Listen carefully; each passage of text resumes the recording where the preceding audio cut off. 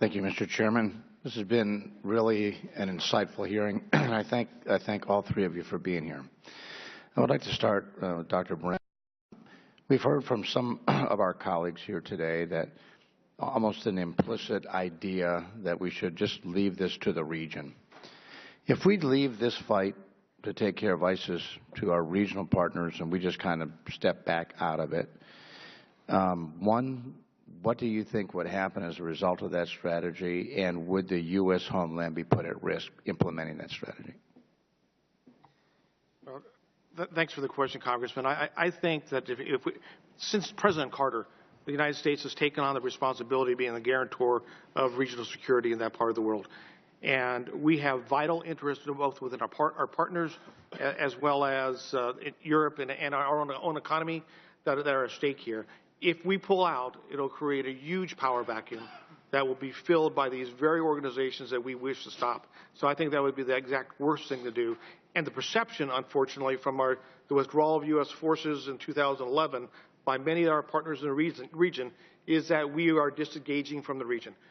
We have to convince them that that's not true. Part of the ways of doing that is by being more active in what we're doing in Iraq, showing that we're commitment. The argument I made on putting troops on the ground with Ford, unless you put troops on the ground, you aren't showing commitment and resolve. And I think, if nothing else, that's one of the big benefits we'll get out of this. Thank you.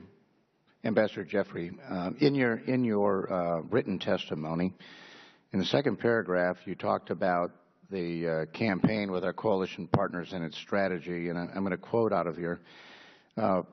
Building up political capacity with our partners in Iraq and Syria is one thing you wrote, and then you wrote combating the violent extremist ideology that fuels ISIS. Could you give us some specific ways that our partners, along with the United States, are combating extremist ideology? And also, could you tell us of how successful our political capacity efforts in Syria are? To start with the latter, they're not very successful. We don't have a good argument for the Sunni Arabs who are fighting against the Assad regime and simultaneously against the ISIS people. And a long-term program just to train a few thousand people is not an answer. What is our long-term vision of Syria? We have a long-term vision for Iraq. I mean, I can spell it out. It's not too different than it's been since 2003, and it's sometimes 1/2, 1/3, 60% there. That is a unified Iraq with the three groups living in something approaching harmony.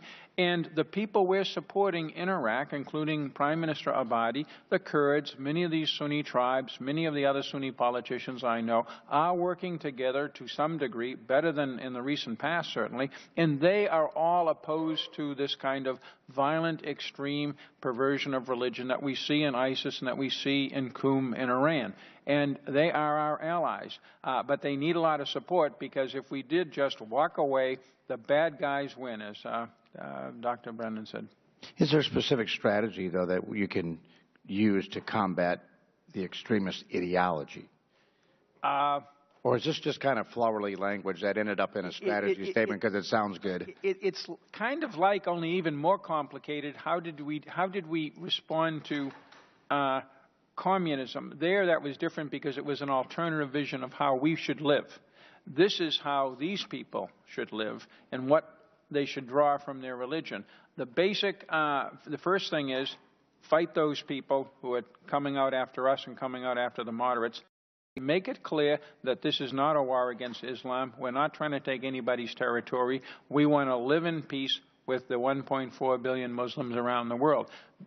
And support people who understand and get that. Support them politically, support it through our propaganda, by other words, support it through our economic assistance and our diplomacy. And I think that this will work. Thank you. And Dr. Rand, a question specifically for you. You seem fairly supportive of the President's language in the AUMF.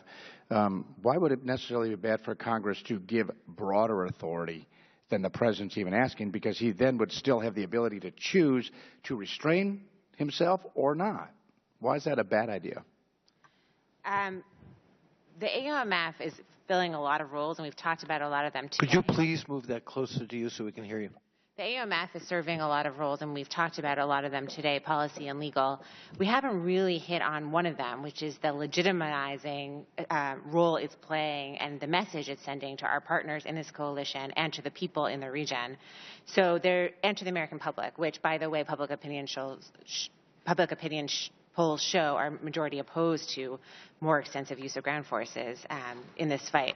So I think it hits the right target. It balances between the need to send the message that we're not going to re-engage the same kind of engagement, boots on the ground that we've had for the past 10 years that was deeply unpopular at home here in the United States and in the region. Mr. Chairman, I yield back.